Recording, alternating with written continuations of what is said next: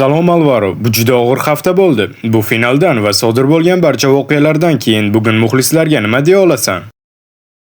Yo'q, biz ko'p gapira olmaymiz, chunki biz umidsizlikni va norozilikni tushunamiz. Ular bu mavsumdan mamnun bo'lishlari kerak va biz qila oladigan yagona narsa bu ishlash, kelajakka qarash va bu yil noto'g'ri qilgan barcha narsalarimizdan saboq olish. Bilamizki, Real Madrid har doim qayta oladi. Biz ko'p marta yiqilganmiz, shunga yarasha ko'p marta tiklandik. Lekin hozir har qanday Real Madrid muxlisi his qilishi mumkin bo'lgan g'azabni tushunaman. Xuddi biz kabi. Barchasi aniq va hozirgi vaziyatni o'zgartirish uchun ishlashimiz kerak.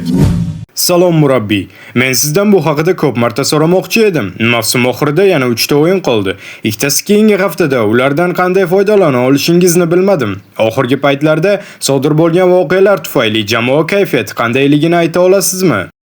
Yo'q, mayli, mas'uliyat bilan biz o'zimizni qo'yib yubormaymiz. Bizda oldinda 3 ta g'alaba qozonishimiz kerak bo'lgan o'yin bor. Biz obro'yimizdan ustun bo'lgan klub ramzini va millionlab muxlislarimizni himoya qilmoqdamiz. 3 ta ajoyib g'alabaga erishamiz deb o'ylayman. Salom Alvaro, sizdan shuni so'ramoqchi edimki, har bir o'yinchining texnik sifatidan tashqari bu Real Madrid uchun qanday poydevor qo'yardingiz?